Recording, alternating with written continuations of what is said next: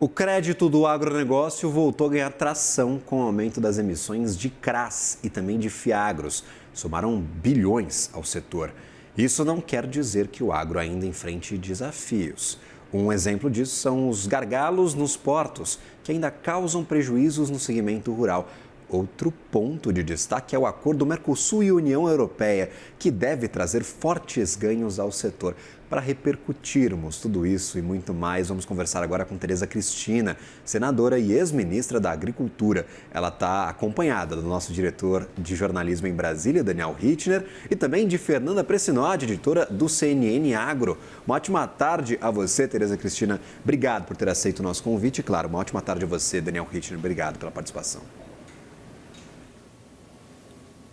Gabriel, Fernanda, muito boa tarde, obrigado a vocês, boa tarde à audiência aqui do CNN Money e do nosso CNN AgroNews, a novidade da semana na CNN, e a senadora Tereza Cristina, ex-ministra, muito gentil conosco, muito obrigado, participando aqui desse nosso segundo dia de CNN AgroNews. Senadora, muito obrigado, e já queria inclusive começar com a senhora, abordando esse acordo depois de 26 anos, Mercosul-União Europeia, que agora precisa da ratificação legislativa, e a gente percebe a Câmara e o Senado muito empenhados, e a senhora, muita gente fala que a senhora vai ser a relatora aqui do acordo no Senado, porque inclusive a senhora fechou as negociações em 2019, depois elas foram reabertas.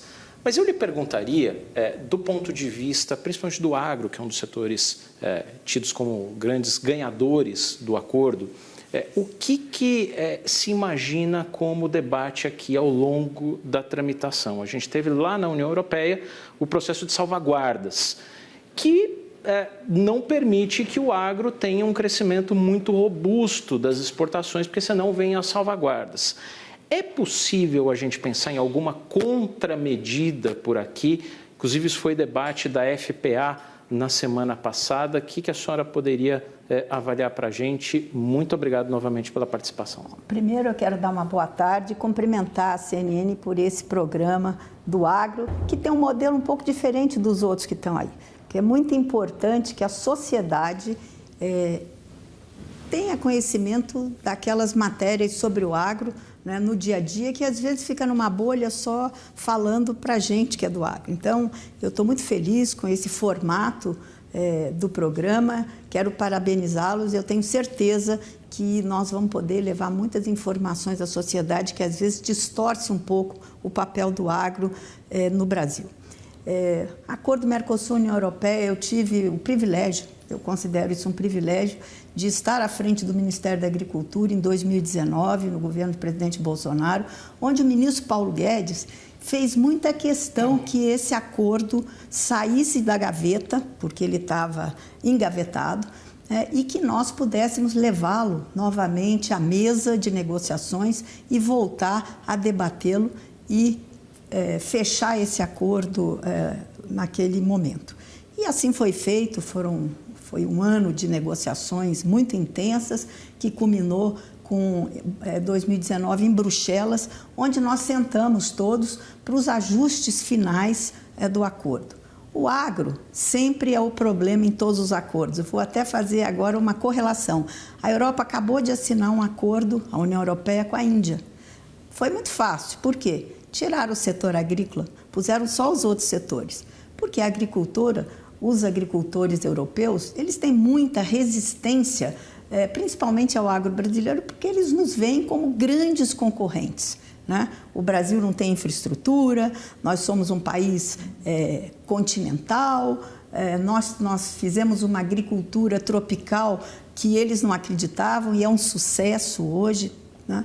Então, hoje nós colocamos medo nos agricultores europeus, porque nós somos mais competitivos.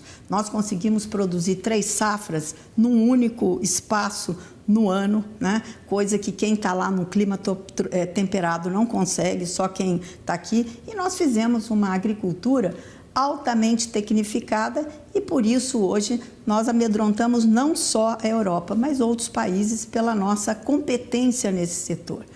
E o acordo Mercosul, ele foi muito bem, até que travou no agro, né, para o fechamento final.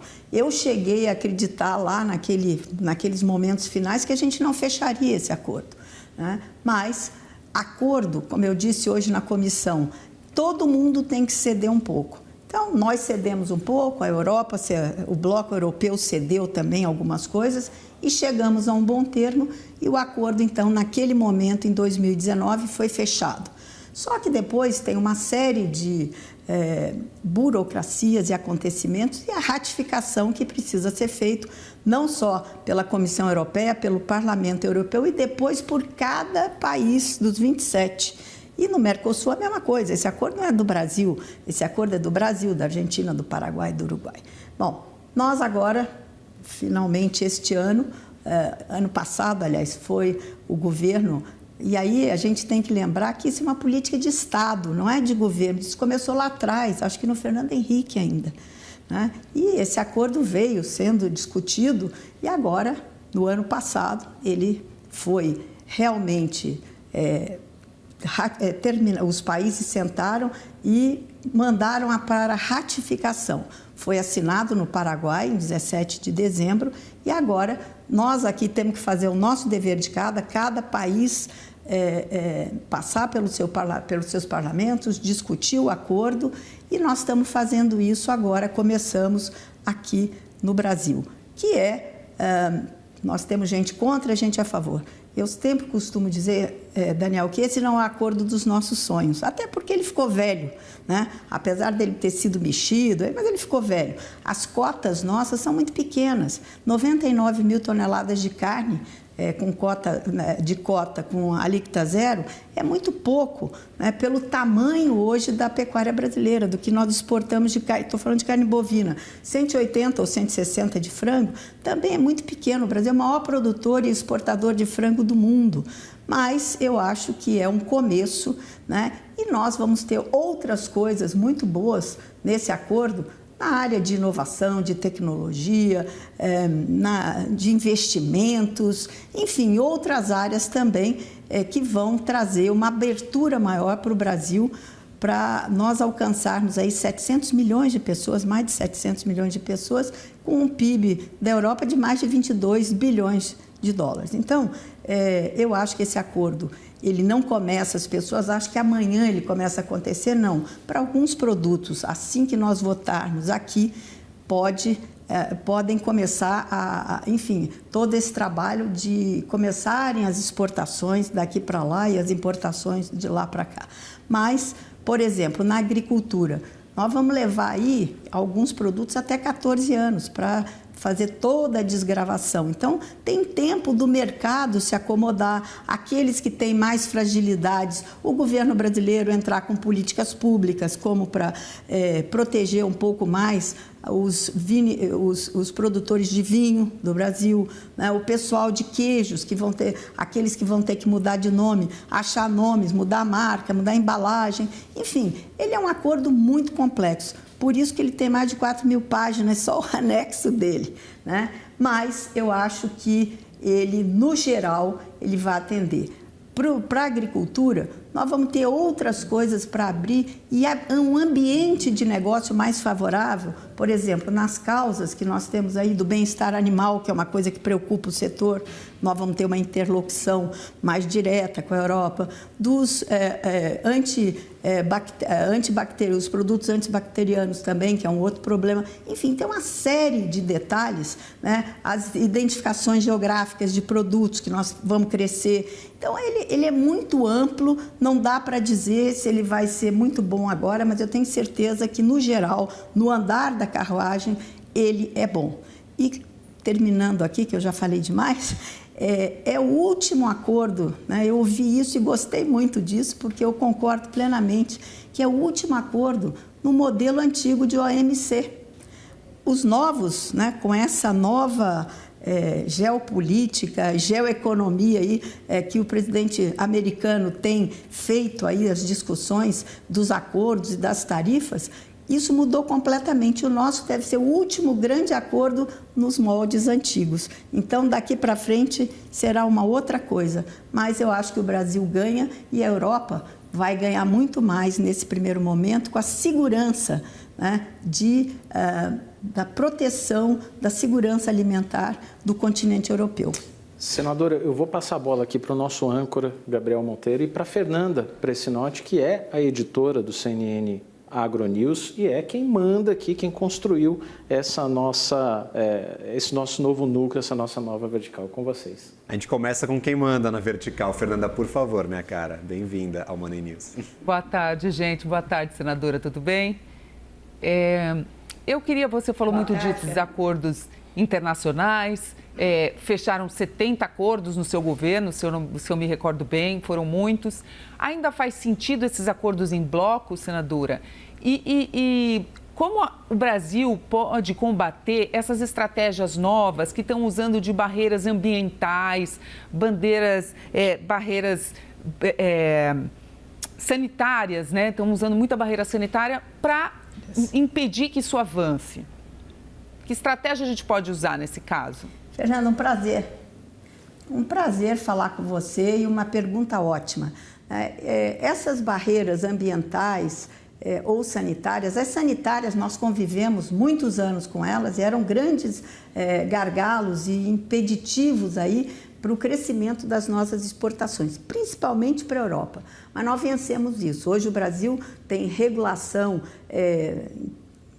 em toda a área sanitária de primeiro mundo. Nós não ficamos devendo nada a ninguém na área sanitária. Aliás, hoje eles têm mais problema com doença lá do que nós, né? Estão lá com problema de peste suína, enfim. Mas então o Brasil sofreu muito com isso e nós fizemos legislação muito elevada, a régua muito em cima e hoje o Brasil tem uma ótima legislação para a parte sanitária. Ambiental, nós temos o Código Florestal. Existe uma narrativa errônea de desconhecimento das pessoas que estão lá e também de gente do Brasil que leva essa narrativa querendo dizer que o Brasil tem problema. Claro que nós temos problema, como eles têm lá também. Agora, ninguém tem um Código Florestal como o Brasil. Eu acho que esse acordo pode, Fernanda, melhorar o ambiente de negociação, porque já que nós temos um acordo tão amplo, né, pode ser que facilite um pouco essa conversa quando a gente sentar à mesa. A Europa acabou de fazer uma lei ano passado, né, retrasado, para evitar as nossas exportações, alegando que nós desmatávamos, que a nossa produção vinha de área de desmate ilegal, nós coibimos aqui no Brasil. Agora, de desmate legal, não. Então, tem 2 desmatamentos, isso precisa ficar muito claro, o que é legal e o que é ilegal. Mas isso, o mundo é protecionista e vai ficar, depois da pandemia, ficou cada vez mais, mas o Brasil está preparado, sim, para salvaguardas que fizeram de última hora. Esse foi um ponto que, na minha opinião, é muito ruim, porque mostra que não há muita confiança, não em todos os países, mas alguns países mais protecionistas do bloco, né? Então, o que eu acho que nós temos? A lei da reciprocidade, que eu sou a relatora, isso tem mecanismos para a gente barrar esse tipo de desproporcionalidades que podem haver no meio ambiente ou mesmo na área sanitária. E eu acho que este acordo, antes de ser aprovado, talvez a gente tenha que fazer uma salvaguarda bilateral. Isso é uma coisa que nós estamos discutindo, tem decretos, enfim, nós temos mecanismos internos para fazer a mesma coisa que eles estão fazendo lá, eles protegendo os seus agricultores e aqui o Brasil protegendo também quem produz nesse país.